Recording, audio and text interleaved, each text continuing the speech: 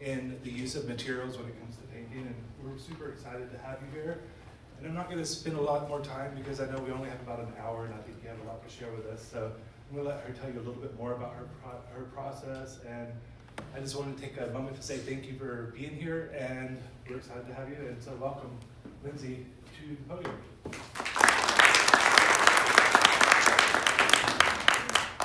Thank you for having me. Today I'm going to talk to you about my body of work called Temporal Terrain that I have been working on for quite a long time, and it stems from my background of growing up in Anchorage, Alaska. That was just a really formative experience. The world was so beautiful. Has anyone been to Alaska? Some of you? Yeah. When I finally moved away from Alaska when I was 10, my mom and dad got divorced. My mom moved us to Texas. I was shocked at how different the rest of the world looked. It's still beautiful, but Alaska just kind of takes your breath away. And as a child, I was constantly enamored by what I saw.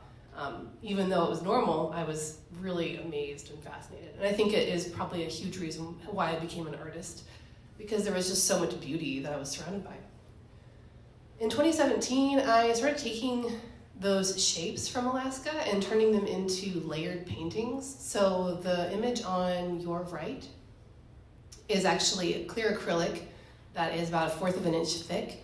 And what I do is I'll use Sharpie marker to create the image of a fishnet on the back, and then I'll add alcohol inks to the back, and then I flip it over and I do layers of spray paint on the front by blocking out certain shapes. So I use the shapes of glaciers, mountains, all sorts of landscape abstracted images.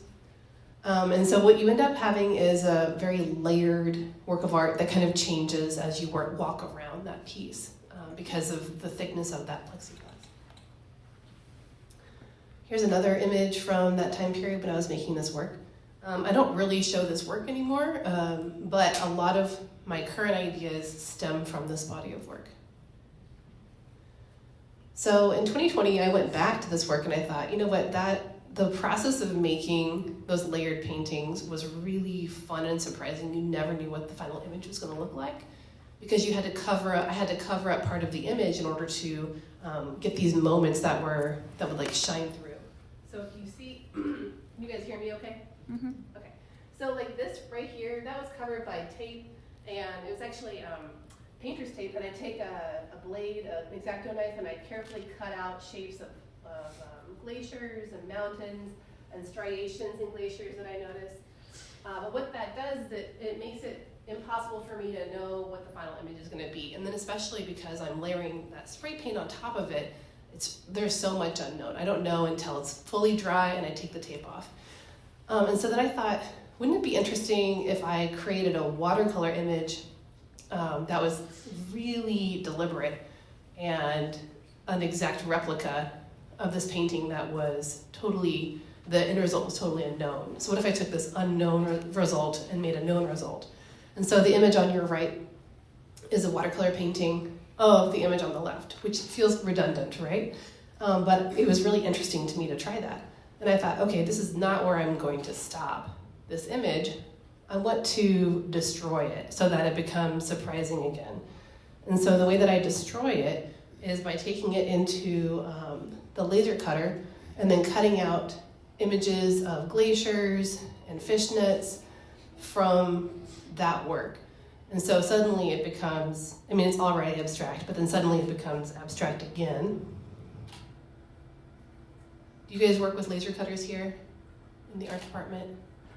No? I found it to be really fun. And then you can see, these are the resulting pieces. They're really interesting. They're far removed from the origin of this representational painting that's representing an abstract artwork, of course, but they still make you feel like landscape. It's like landscape on landscape on landscape in this kind of really constructed way.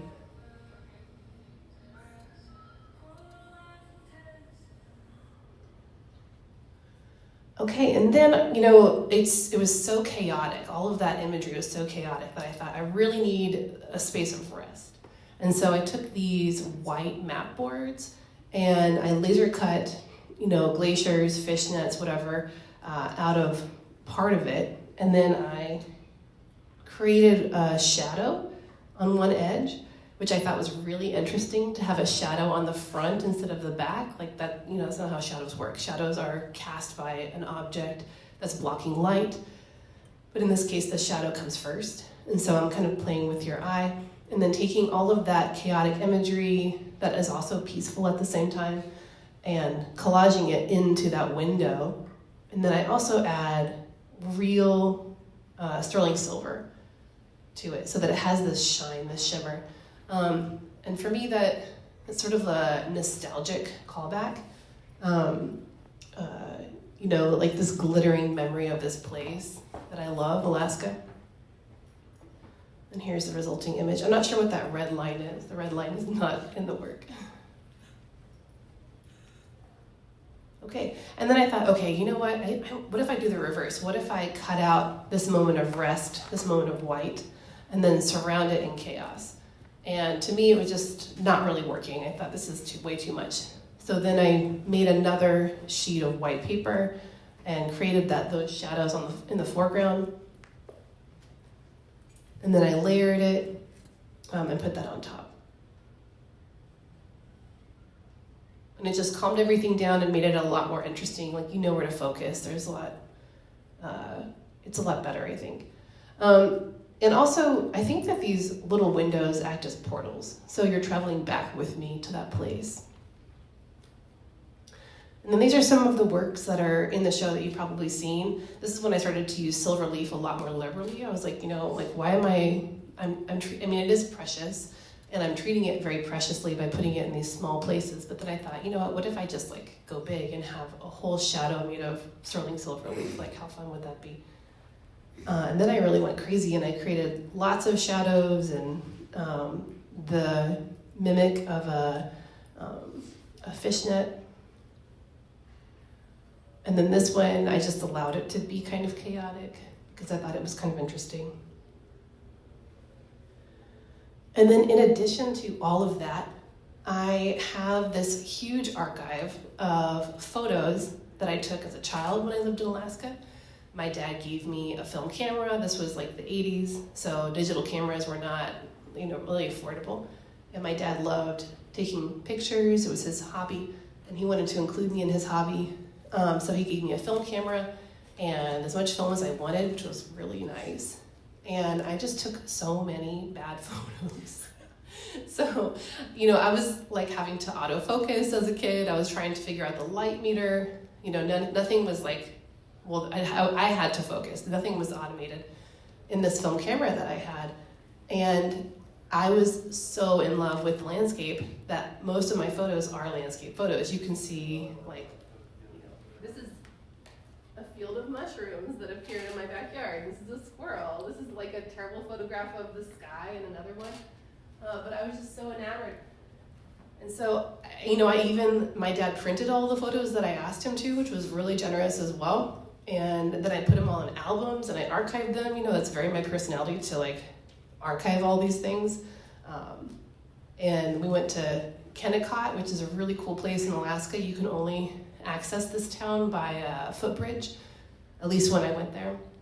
So the river or the water that surrounded Kennecott would freeze in the winter, and that's how they got cars into their town. Have you been there or heard of it? Anyway, it was a really cool place to visit. It used to be a mining town, and it had a huge glacier that ran through it. And when I went there, the glacier had fully receded and left these mountains of silt.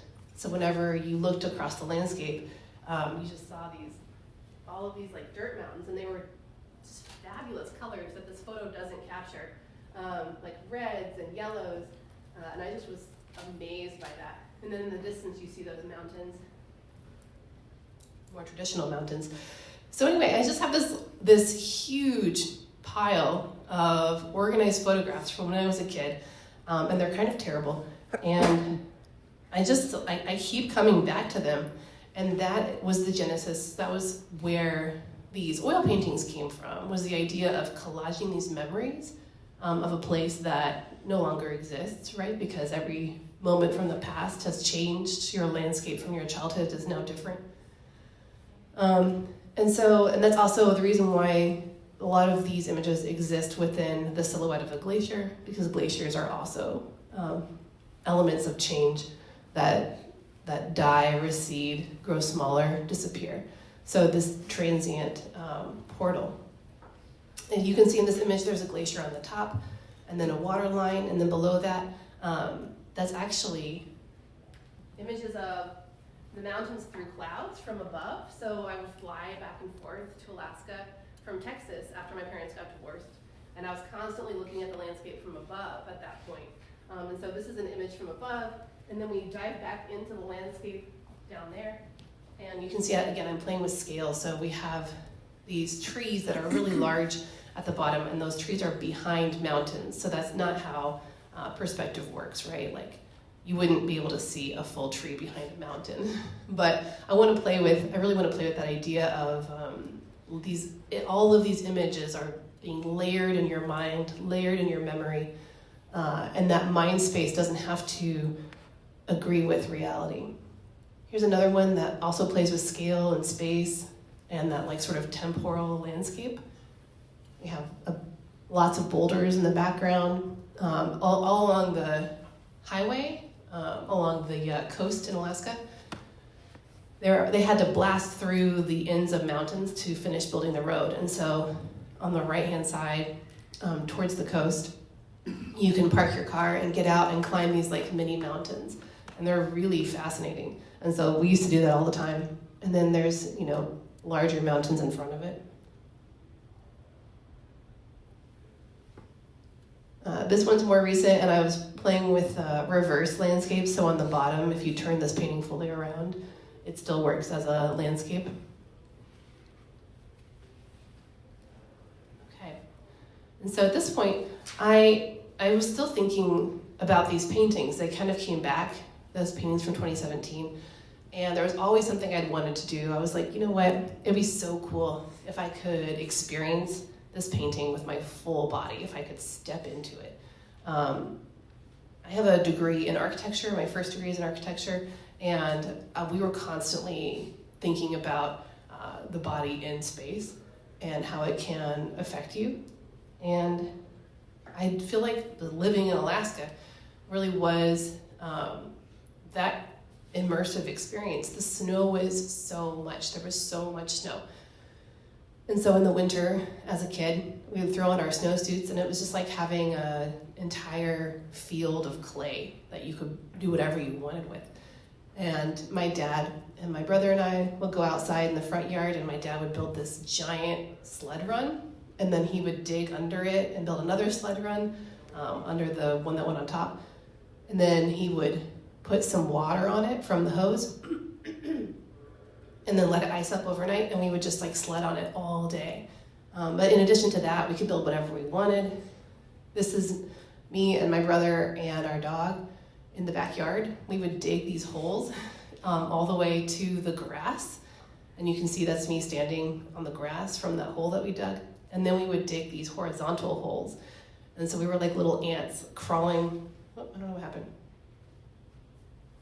Yeah, we were just like little ants crawling around under the snow.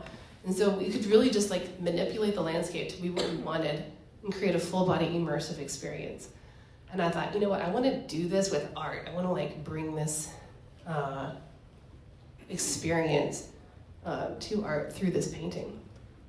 And so I thought, the best way to do it would be through fabric, because fabric is so malleable. But I had no experience with fibers. So I took a fibers class and I learned a whole lot. I always had this goal in mind through that class. And I made a small model. So this is just like a really small little model. And I photoshopped my friend Jerry into it and applied for some grants with it. And I was able to get a grant from the Puffin Foundation. And then I got to work, and it was a lot of work. Do you guys have a fibers program here? I don't remember. I don't think so. Okay, it is pretty unusual. We're one of the few schools, I think, in Missouri or in the country that has a fibers program. But the first thing that I had to do was hand dye a bunch of cotton fiber. is kind of toxic, so I had to do it under a vent hood. But this is, mixing the powder. It's so much chemistry, and I am not a very good chemist. I like math, but for some reason chemistry is like water and oil for me. But I had a student who also took the class, and she was my student worker, and she was very helpful. She was really good at chemistry.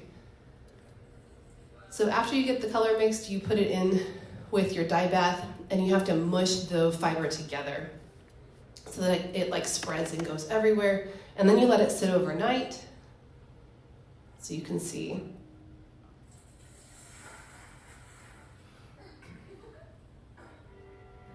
And then the end result is really, really stunning and lovely. So, whoops, I was trying to, darn. Let me see if I can pause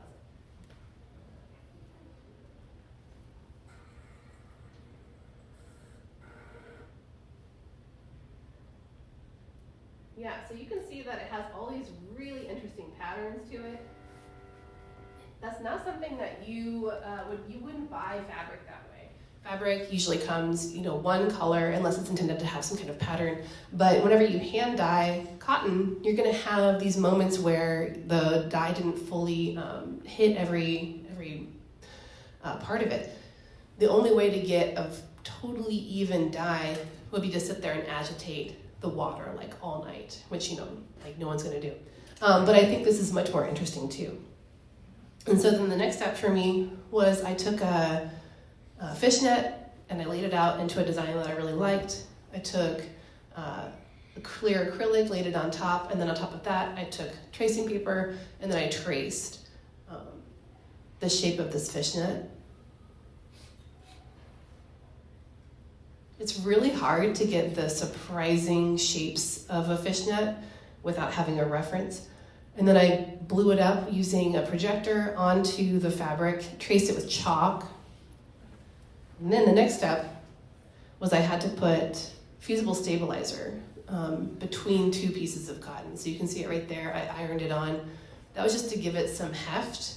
In the future, I don't know that I would do this because that white was so abrupt between those layers. And then I had to cut it all out. So it was very labor intensive. And then I had to sew it all together. Can you imagine sticking that in a sewing machine? Yeah. Luckily, my aunt from one of my birthdays got me a Bernina from eBay, which is like a really good sewing machine. And it survived this. So that's a good advertisement for a Bernina. And then I made a bunch more panels. So I started experimenting. I took one panel that I drew a fishnet on and cut out certain pieces, and then layered it onto another panel, ironed it all together, and then cut out some more.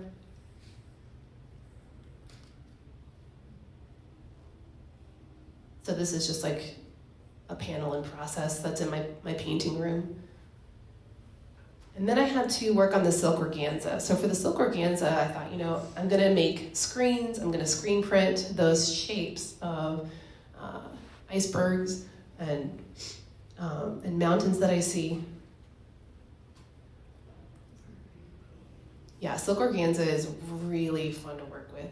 And what's great, in my fibers class, I learned how to use the dye to screen print with. So this will never come off, it's fully dyed. And so we have a huge fibers room, and I was able to use it to screen print this huge sheet. And then this is the result. Isn't that amazing? Yeah, it kind of feels like, it's starting to feel like the ocean to me, which was not intentional, but I really enjoy. It kind of breathes. And then this is the final result. This was at my university where I showed it, and then I also showed this work in Boston, at another museum. Yeah. It took me a year to make this, and it was a lot of fun, and I think I would really like to go back and revisit some of these ideas. I think as an artist, I think probably a lot of you in this room are artists as well. There's just never enough time to do all of the things that are in your mind. I even actually got a sabbatical, a year off. I think it was last year or the year before. And I thought, yes, I'm gonna accomplish like everything that I have in my plan. And even then it's like, you still can't do everything that you wanna do. There's just too many fun ideas. For this work, I actually put,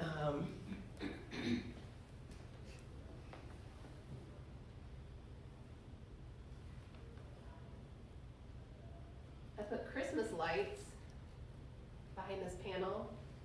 You can kind of see, because I wanted to give that real starry feeling. You know, in Alaska, at least when I grew up there wasn't a whole lot of light pollution. So it was really amazing the way that the stars shone, especially then the way they showed up in the snow. Moving forward, I am actually going back to that archive of photos. I have a lot of charcoal drawings of the landscape, especially Missouri landscapes combined with Alaskan landscapes. And because, you know, the landscape here in Missouri is really fabulous as well. And so my idea is that I'm going to start to include some figurative work on top of them. I'm going to block out areas of those drawings with white, kind of like I did for the watercolor paintings, and then include some portraiture on top. I haven't started that work. I've done some blocking, but I'm starting to gather those portraits from that archive of photos. So anyway, that's where I am. And do you guys have any questions?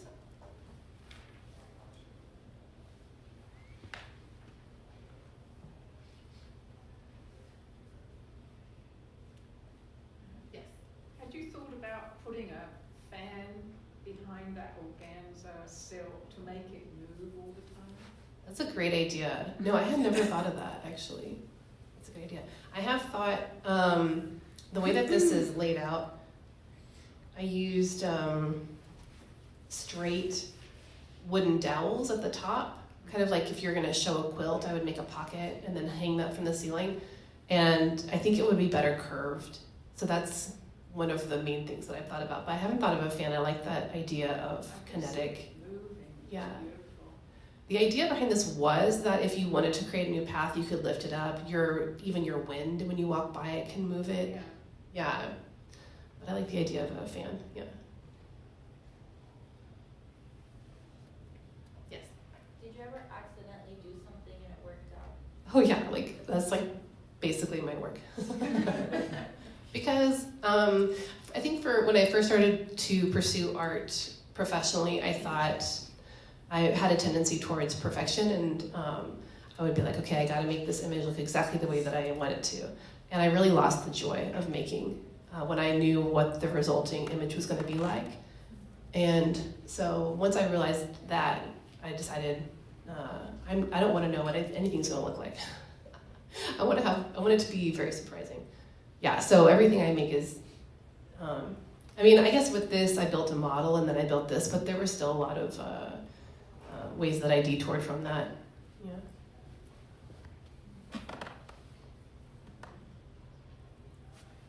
Yes. Just out of curiosity, in a museum space, would people go inside this installation? Would they walk through kind of like the model? Yes. When I showed in Boston, I'm actually not Boston. When I showed in Massachusetts, this work was in a hallway.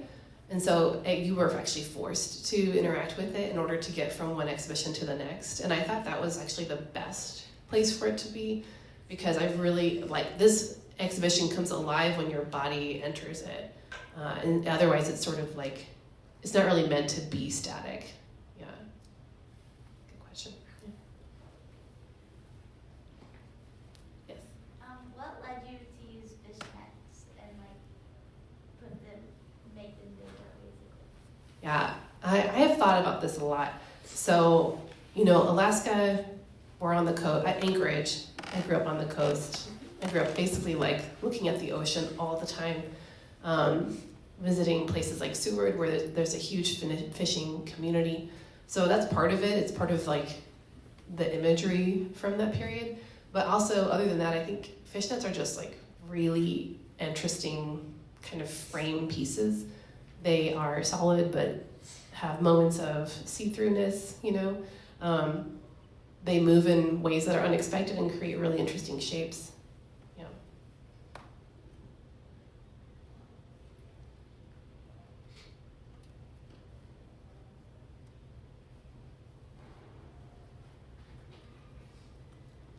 advice would you give to a young artist who's trying to like find their voice or establish their career in the arts in the contemporary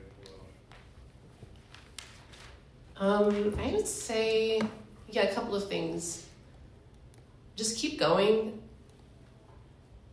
Try not to worry too much about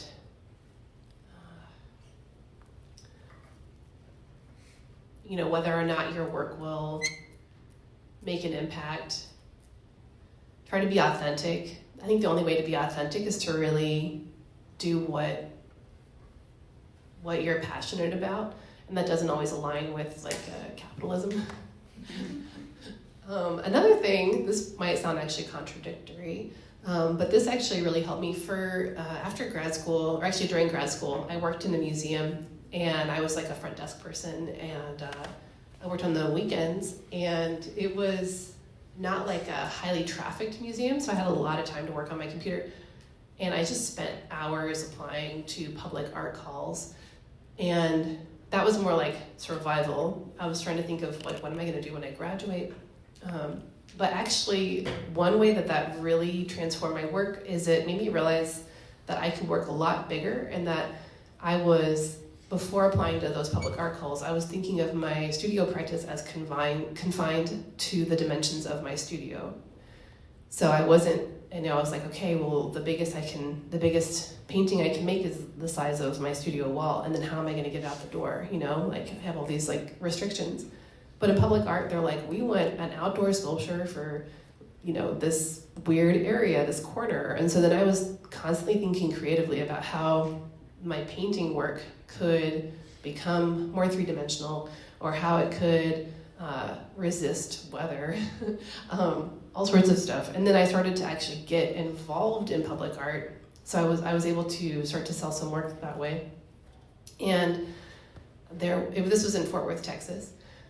And they have this amazing public art cohort of people that work with artists. And so you don't actually as the artist, if you get chosen for a project, you don't actually have to know how to manufacture what you're wanting. They help you figure that out. I have a friend who's an origami artist. Well, her work is photo-based, but then she turns those photos into these origami pieces. They're really interesting. And she got hired for a sculpture, and she didn't know how she could make these pieces that look like paper out of metal, into a sculpture garden. But the people on the Public Art Commission, they connected her with fabricators and other people who knew how to do that. And so that was really nice too, to figure out there's this whole community who wants to help you make your dreams come true. You just have to do the research. If you don't have, I didn't work with the Public Art Commission on all the public art that I made. But I had to do the research to find, who's going to CNC route my panels, my wood panels. And I used the wrong wood at first, but they gave me great advice on the type of wood that I did need. I also had to find a water laser cutter for another project. It just expands your world, I think. Any way that you can push yourself outside of the studio, if that's what you're wanting, then it kind of makes your work explode and expand in ways you don't necessarily expect. And also, you might be restricting yourself in ways you don't think you are, like I was.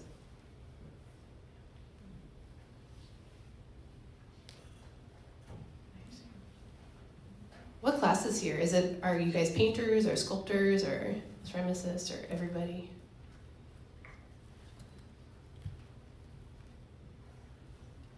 We have some from a painting class. I believe we have some from an art appreciation class, and also a couple from a ceramics class that I'm aware of, probably more than that. Oh, nice. So a huge range. Printmaking too. Oh yeah, so there's printmaking in here for sure. Yeah. Yes. News reporting is what I'm here for. I'm sorry, what? Oh, news reporting is what I'm here for. Oh yeah, that's great. Okay, yeah, I think I talked to you. Okay. She also works our front desk at the museum, so. Oh, cool.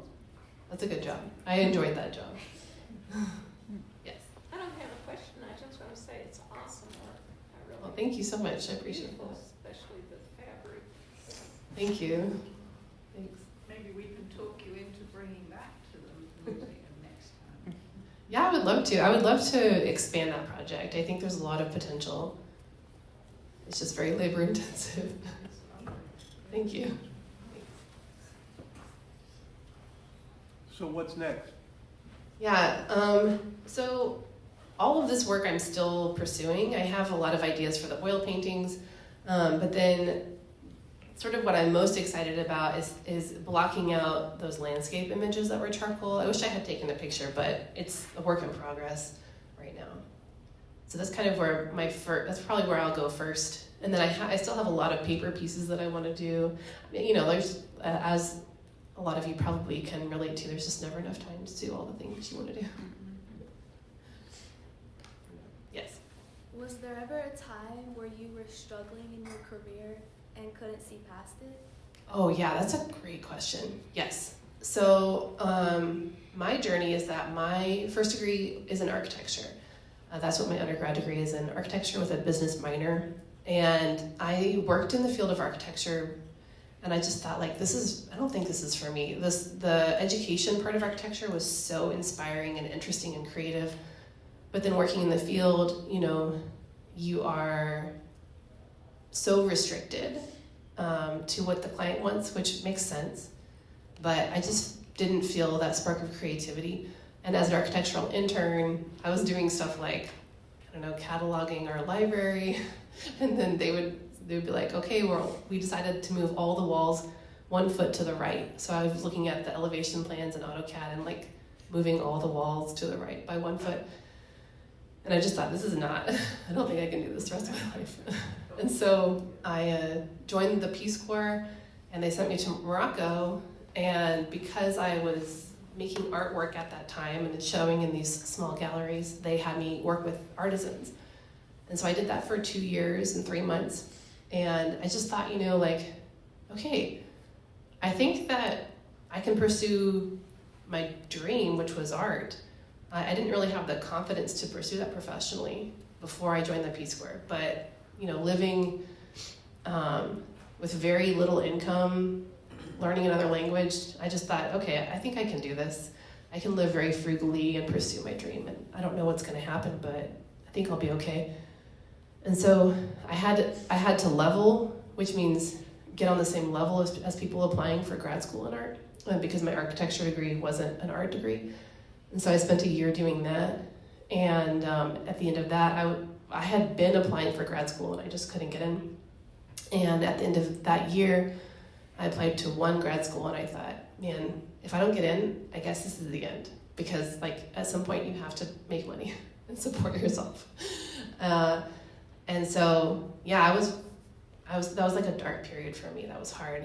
But I got into my grad school, thankfully, and that set me on the path for my career. I'm an art professor at Truman State University. I run the painting program over there.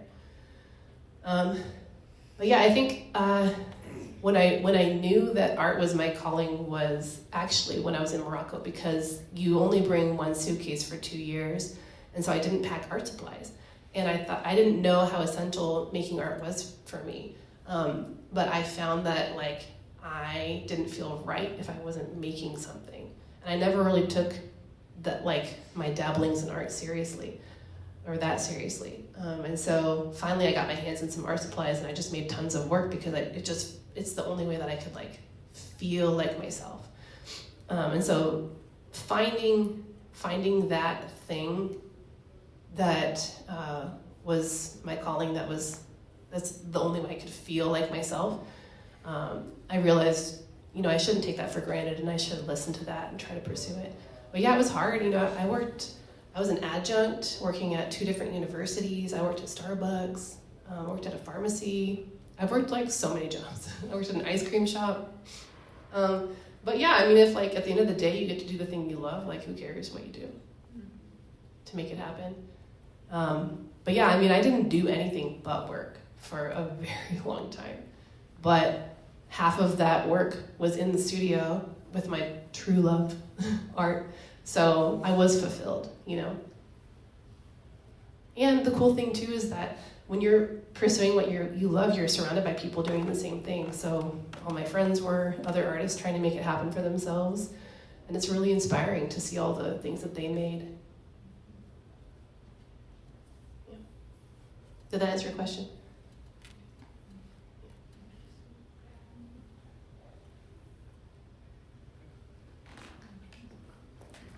Thank you.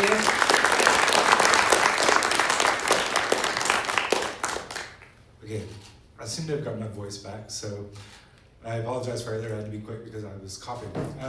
However, I am going to open up the museum. If any of you would like to spend a little bit of time with a last look at the show, I'm sure that if there's art students that have any questions about transferring into a painting program, she would love to talk to you about that as well. Or if you're one of our guests, our members or supporters, and you'd like to have a little one-on-one conversation with Lindsey, I'm sure she would welcome that as well. We're going to go over there and open it up. Thank you again for coming, and we greatly appreciate it, and have a wonderful day. Thank you.